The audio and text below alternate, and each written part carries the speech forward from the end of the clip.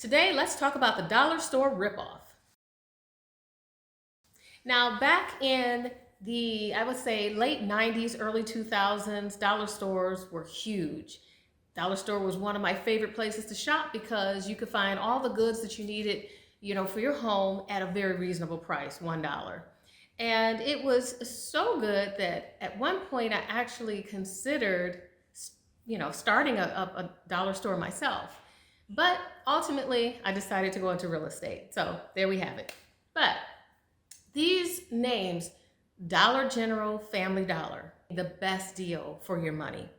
But are you? So let's look a little bit further into it.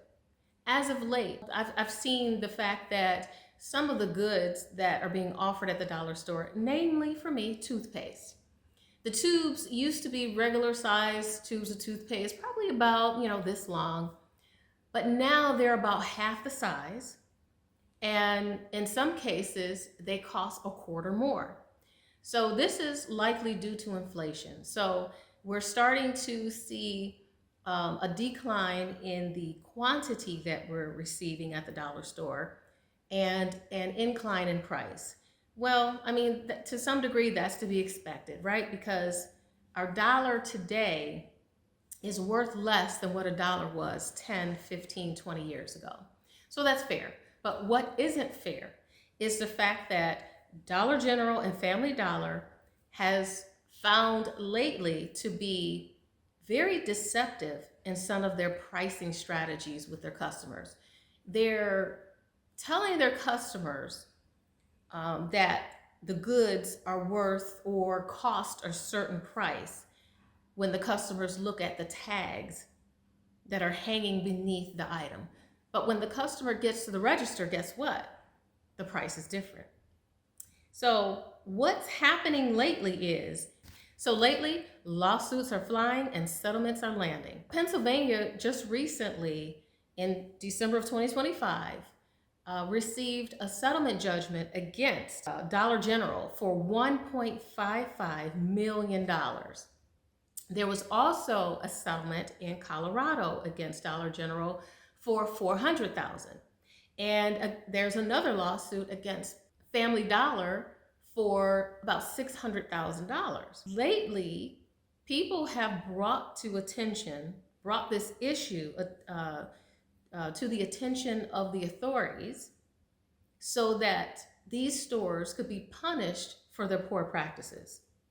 It is not fair, nor is it legal, for companies to advertise an item on their shelf at a certain price and then subsequently increase that price at the cash register. Now let's face it, most of the times it's not the other way around. No one would ever complain if an item priced at the tag price is $1.29, and when you get to the register, it actually turns out to be $1.09. So that's a benefit to the consumer. That's okay. But when you start tricking consumers and not giving them the option as to whether or not they want to purchase that item at a price that feels fair to them, that's when companies get in trouble. So the question is, why are these problems occurring? Well, there's some research that have been done recently, and they found in the research that one of the biggest reasons why these tags or expired tags are still on the shelves is because Dollar General and Family Dollar have staffing issues. That's not anything new, right? A lot of companies these days have staffing issues, so they claim. They put up these hiring signs, but are they really hiring? There's so many people out of work, and there's so many people applying for these jobs, but they're not getting the jobs. You know what I think? I think they want their employees to believe that they're hiring or that they want to hire. But my gosh, we just can't find the people that we need to accept the job in our store. Well, why is that? Maybe they're not really looking for additional employees. Maybe they just want the employees to think that's what they're doing. But all the while, they're overworking and underpaying in a lot of cases. And so when you have a staffing shortage, there are some things that are going to get missed. Well, this is a problem that is occurring, And this problem is actually benefiting the Family Dollar and Dollar General. Also, this study found they have poor inventory and pricing systems.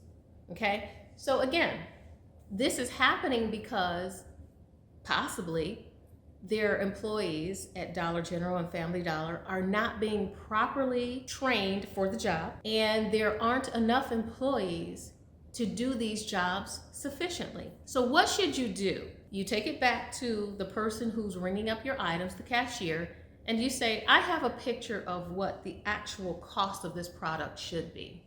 So this is the price that you must bring it at. And if you get any pushback, the next thing you need to do is to contact your local weights and measures office. You can find your state office at NIST directory and search for weights and measures NIST. The next thing that you can do is contact your state attorney general. For deceptive advertising, you should search for deceptive advertising. Search your state AG consumer complaint. You can also contact the Federal Trade Commission at ftc.gov/complaint or call 1-877-FTC-HELP. If we stop the profitability of the wrongful acts that these big companies indulge in, then companies will be forced to be honest. Let me tell you how profitable this error is for Family Dollar, and let's look at how profitable this issue is for Family Dollar and Dollar Tree.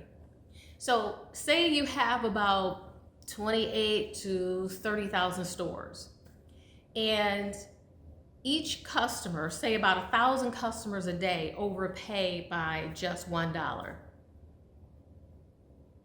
My God, they're making, in a year's time, millions of dollars, more than what they should be making based on the prices that they should be charging according to their shelf price. Because in some cases, if the shelf price is accurate, some customers would decide not to purchase because maybe it isn't a good deal. But the one thing that these companies rely on is the fact that majority of the people, after looking at the shelf price, by the time they get to the register, they've forgotten how much that item actually should cost. They also rely on the fact that most people don't review over their receipt to see where they may have been overcharged or mischarged. And they also rely on the fact that although these stores are found in almost every community in every state, a lot of times they're in communities where people don't have an opportunity to drive to a store that is a little further out that might provide a better price opportunity. They also rely on the fact that people are not reviewing over their receipts to make sure that they're being charged properly, nor do people routinely take pictures of the store tags to make sure that the item that they've purchased is, they're being charged the correct price. So what I recommend people do is, again, pay closer attention to the cost of the items that you plan to purchase, keep your receipt, and review over your receipt. And we can make a change and prevent this type of activity from continuing to happen, not just to us, but to our friends, relatives, neighbors, by actually bringing this whole issue to the attention of those people that we interact with, our family and our friends. Okay, guys, I want to give you this bonus.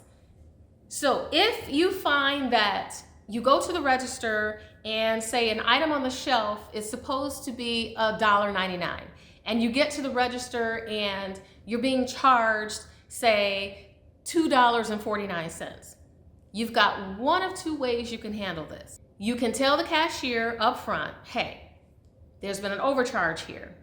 Go back, take a picture of the sales tag, and then make the correction right then. Now, some stores might be willing to not only give you the correction, but then also in Michigan, they can give you 10 times the amount of the overcharge. But not always, because again, the problem was corrected before the transaction was completed.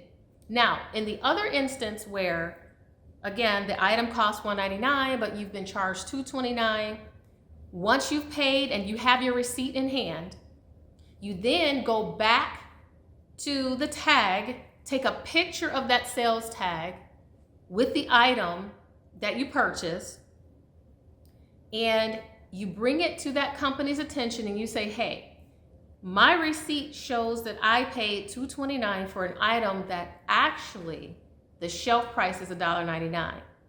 Now this is in Michigan. Now they have to pay you as a penalty 10 times what they overcharged you. So people, be very careful. Look over your receipts. Make sure that the item that you're purchasing at the right price. Now, other states have the similar laws that you can find that will penalize companies for overcharging. Now, in Colorado, the fee is $20 for an overcharge. That is the penalty fee for overcharging. So again, look at your state laws and find out what the law says the company has to pay you if they overcharge you. But again, in order to get that penalty, you have to first finish the transaction, pay for the overcharged item, and then present your receipt with the evidence within 30 days. You want to do this right away. Okay, people? Thank you for watching Financial Fix with Sharnella. I will see you on the next episode, but in the meantime, like and subscribe if you enjoy my content. Also, if there's some additional content that I have not spoken about and you'd like to hear my opinion on these particular, so if there's any additional content that I haven't discussed that you would love to hear me discuss on this channel, please indicate that in the comments. In the meantime, I will see you on the next episode.